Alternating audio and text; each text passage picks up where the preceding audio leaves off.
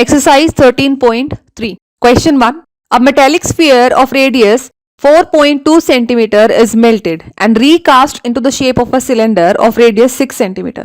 Find the height of the cylinder. अब यहाँ जो लॉजिक यूज होगा वो क्या होगा, उसने क्या बोला है कि एक मेटेलिक स्फीयर है जिसका रेडियस गिवन है, उसे पिघलाकर दूसरी शेप दी गई, दूसरा आकार दिया गया, वो क्या है सिलेंड्रिकल, और उसका रेडियस गिवन है 6। रेडियस गिवन है, हमें हाइट फाइंड आउट करनी है सिलेंडर की। तो यहाँ लॉजिक क्या यूज होगा कि अगर हम किसी भी प्रोडक्ट को, किसी भी मटेरियल को मेल्ट करते हैं और फिर उसको दूसरी शेप देते हैं, तो दैट मीन्स जो मटेरियल यूज हुआ है वो उसकी वॉल्यूम तो उतनी ही रहेगी ना। तो दैट मीन्स जो पहले शेप थी उसकी जो भी वॉल्यूम है, वो जो नई शेप दी गई, अगर मटेरियल सेम सारा मटेरियल यूज हुआ है और दूसरी शेप दी गई, तो दूसरी शेप की वॉल्यूम पहले वाली वॉल्यूम के इक्वल होगी। इसी लॉजिक पे बेस्ड इस क्वेश्चन को सॉल्व करना है। So let the height of cylinder be 8 centimetre, then volume of cylinder is equal to volume of sphere. ये समझ में आया ऐसा क्यों किया हमने volume of cylinder is equal to volume of sphere?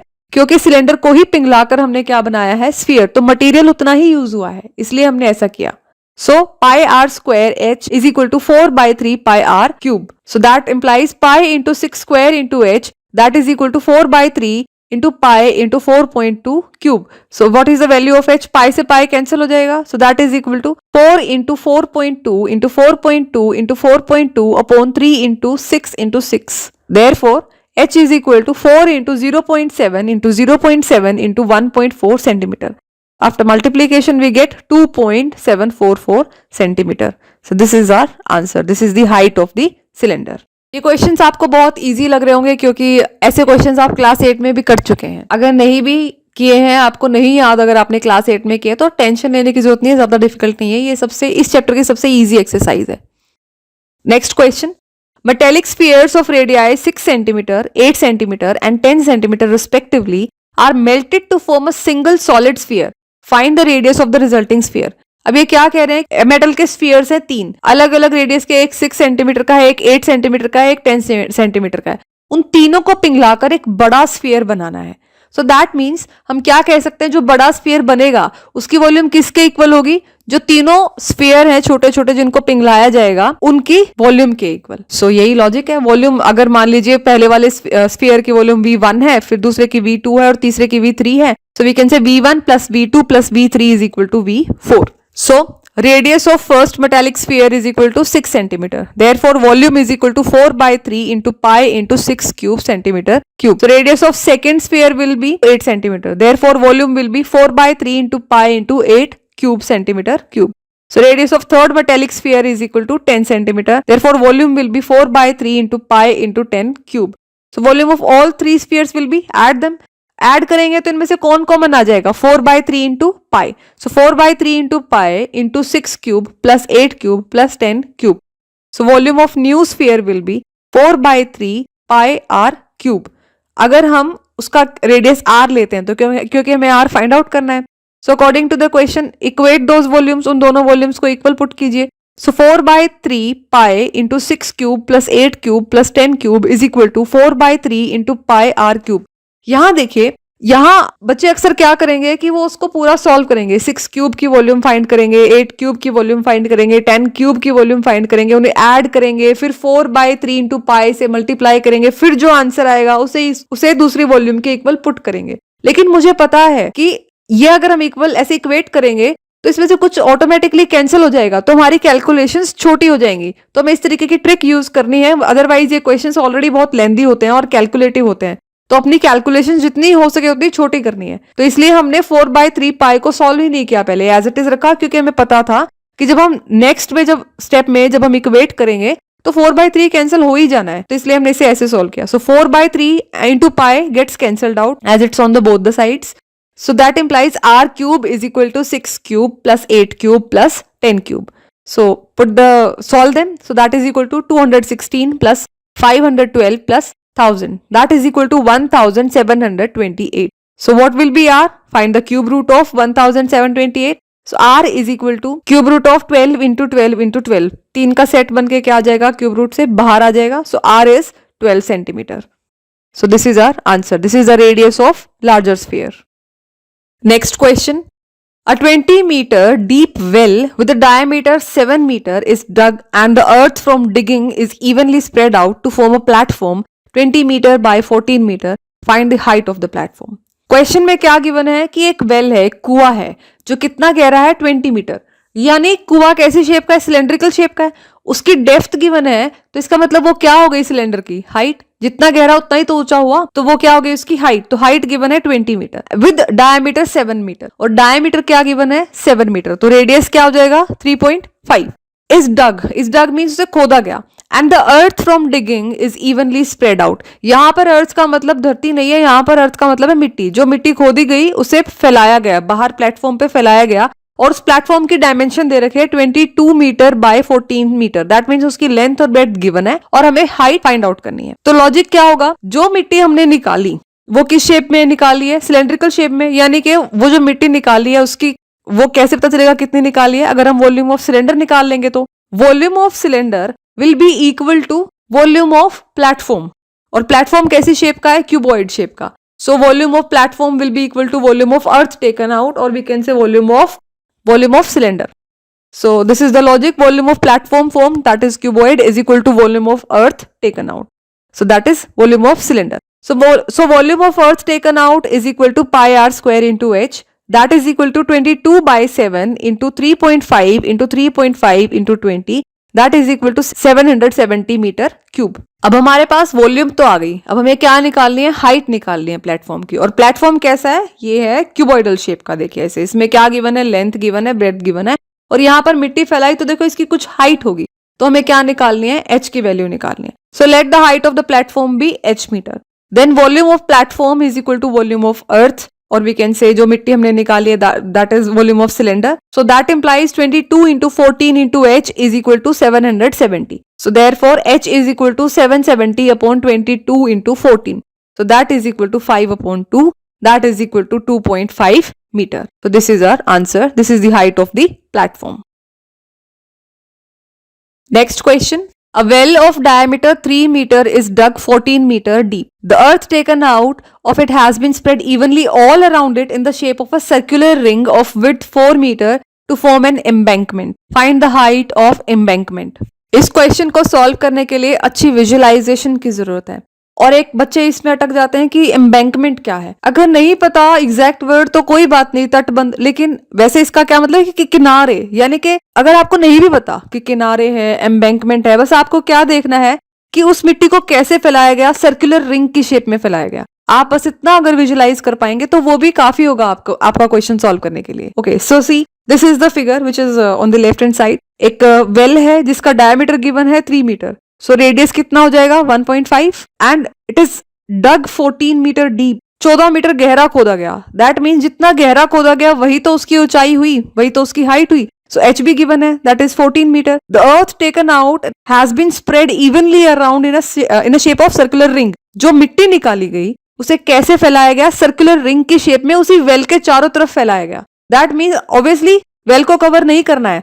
That means ये पूरा सर्कल नहीं बनेगा, इसमें बीच में खाली होगा. दैट मीन्स वो कैसी शेप लेगा, एक रिंग की शेप लेगा. And then find the height of the embankment, और हमें हाइट निकाल ली है embankment. Let's solve this. So given diameter of the cylinder is 3 metre.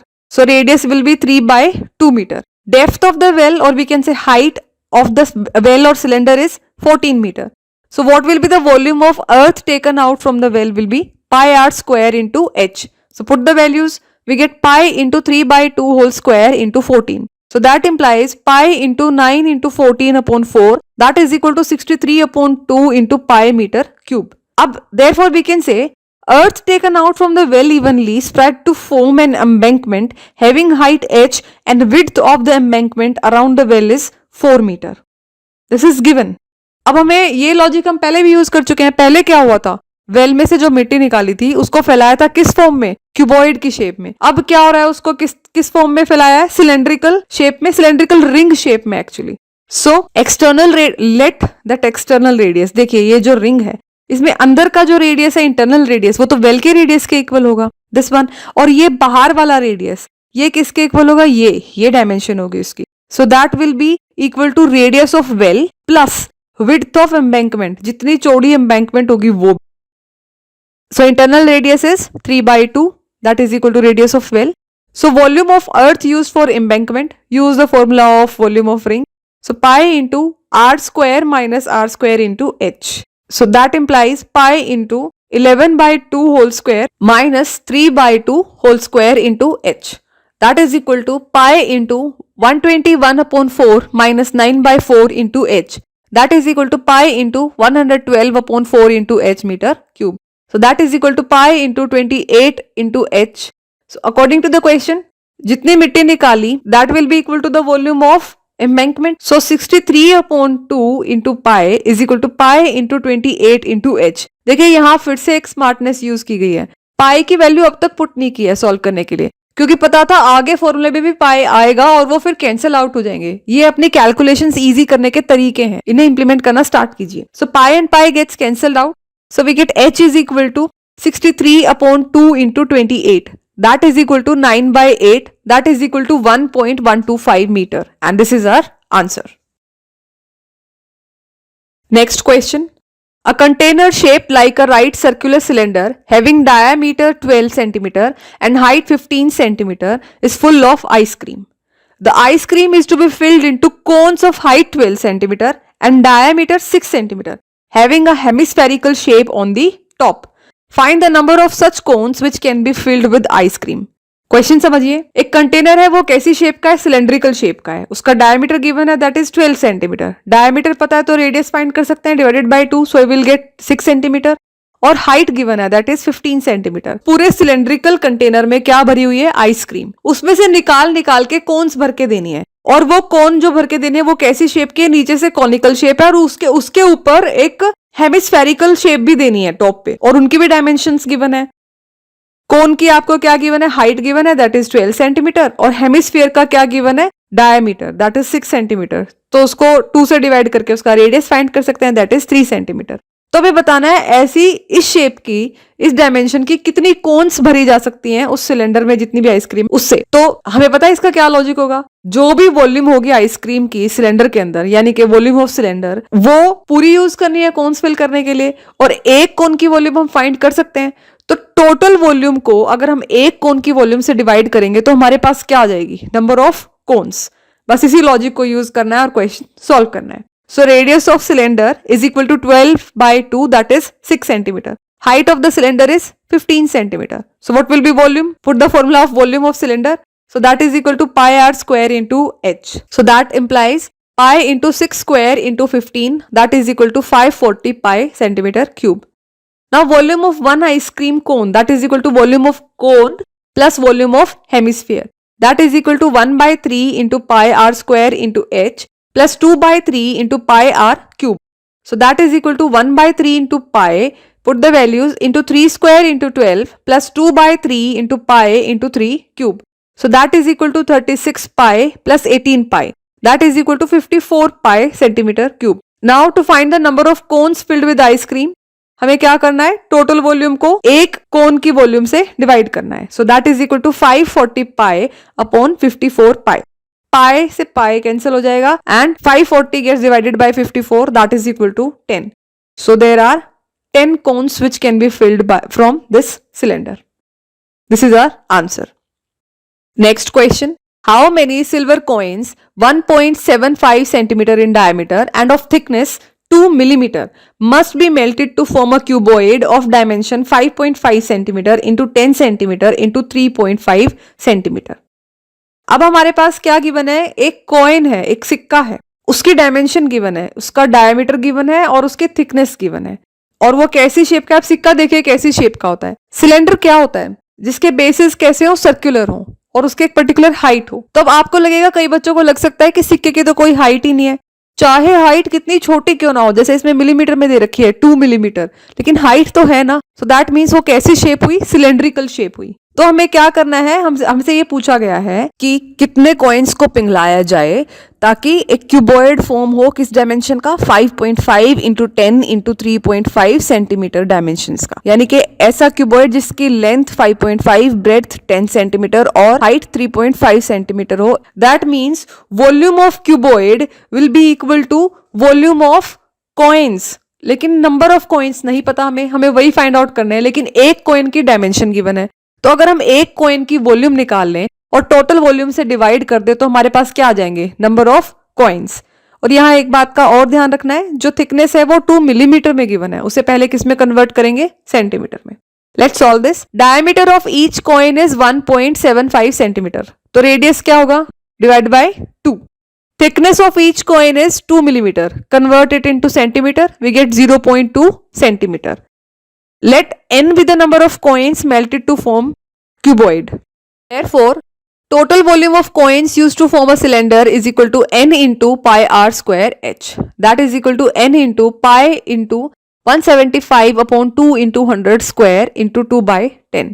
Now, according to the question, the volume of cuboid is length multiply breadth multiply height, that is equal to 5.5 into 10 into 3.5 centimeter cube. Now, according to the question, volume of cuboid is equal to volume of n number of coins.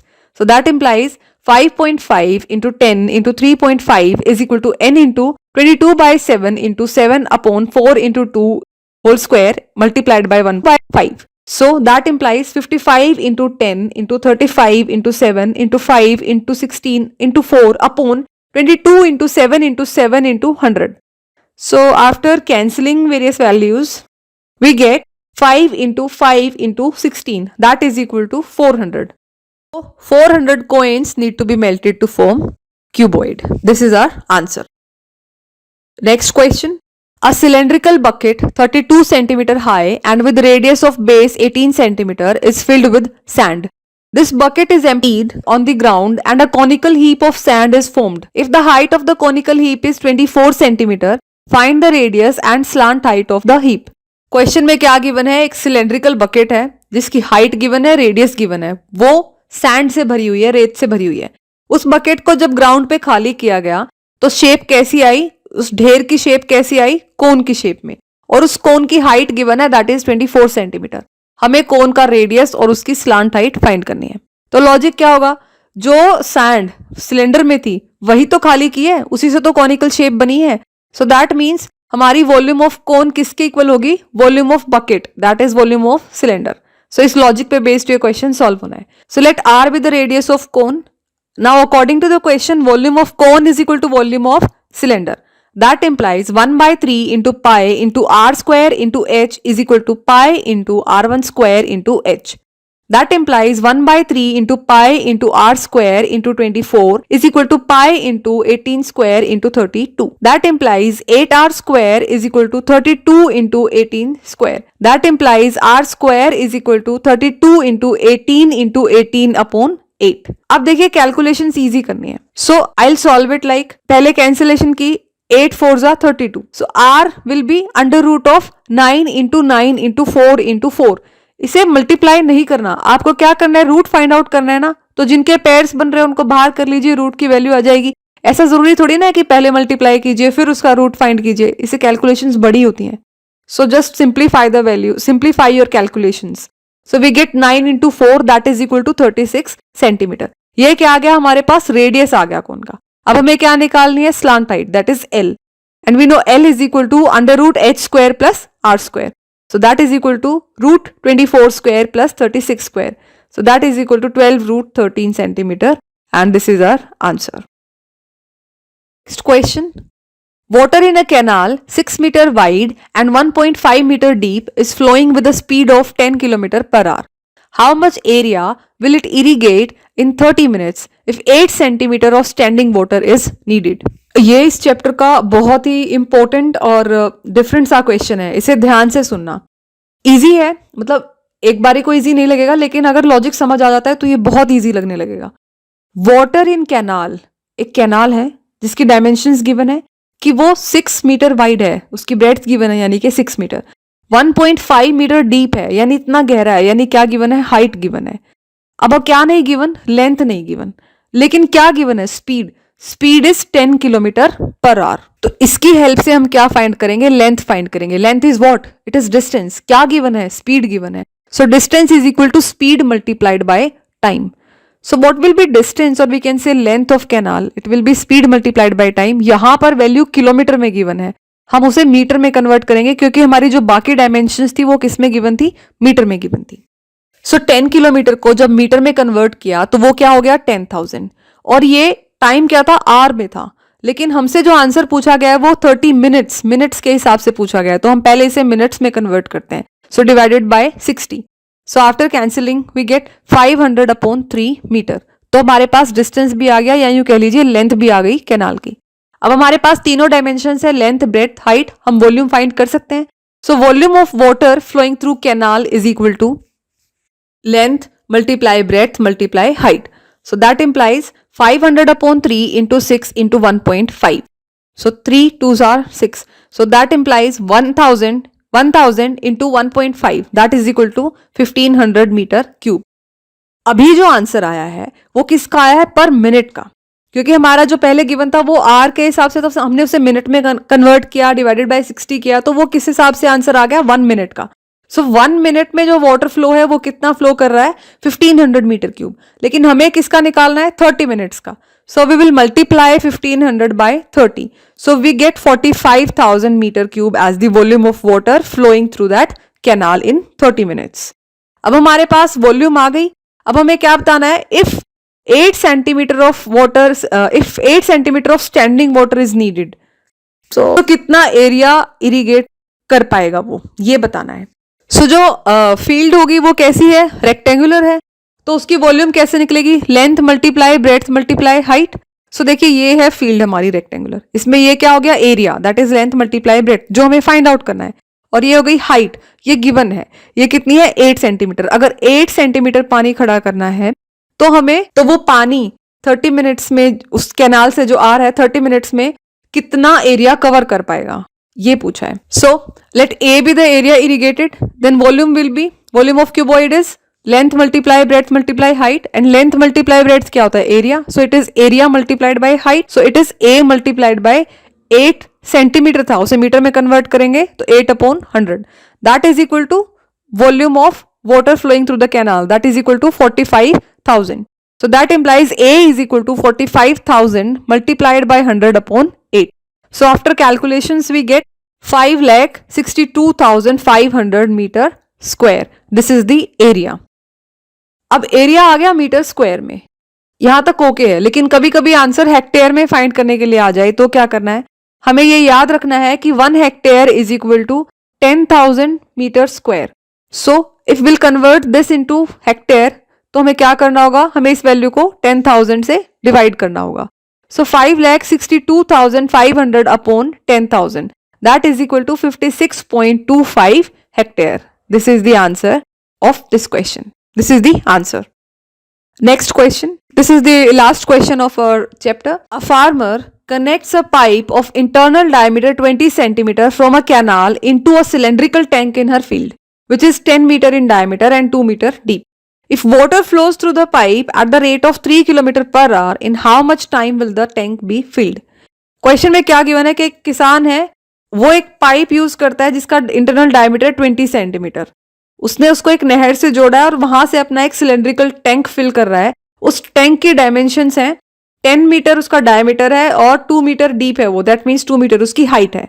अगर जो पानी बह रहा है pipe से वो किस speed से बह रहा है, 3 किलोमीटर पर आवर के अकॉर्डिंग बह रहा है, तो हमें ये पता करना है कि टैंक कितनी देर में भर जाएगा. Given diameter of the pipe is 20 centimetre, so radius of the pipe is 20/2, that is 10 centimetre. Water flowing from the pipe at the rate 3 km per hour. This is also given. Suppose अब यहाँ time given नहीं है. Suppose the time taken to fill the tank. Tank कैसी shape का है, cylindrical shape का है, उसको भरने में जो टाइम लग रहा है, let it be T hours. So volume of water flowing in T hours will be pi r square into h, that is volume of cylinder. यहाँ पर h की वैल्यू भी गिवन नहीं है, लेकिन हमें क्या गिवन है कि पानी किस रेट से बह रहा है, that is 3 kilometre per hour. तो हम पहले इस किलोमीटर को मीटर में कन्वर्ट करते हैं. सो 3 into 1000 into टाइम की वैल्यू हमें नहीं पता, that is t, so upon 1. So that implies pi into 10/100 whole square into 3 into 1000 into t is equal to pi into 3000 upon 100 into t. So that is equal to pi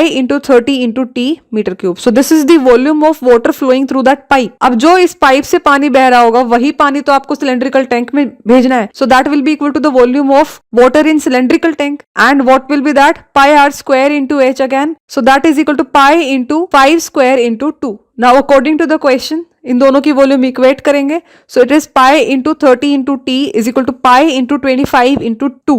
so what is the value of T? It is 25 into 2 upon 30.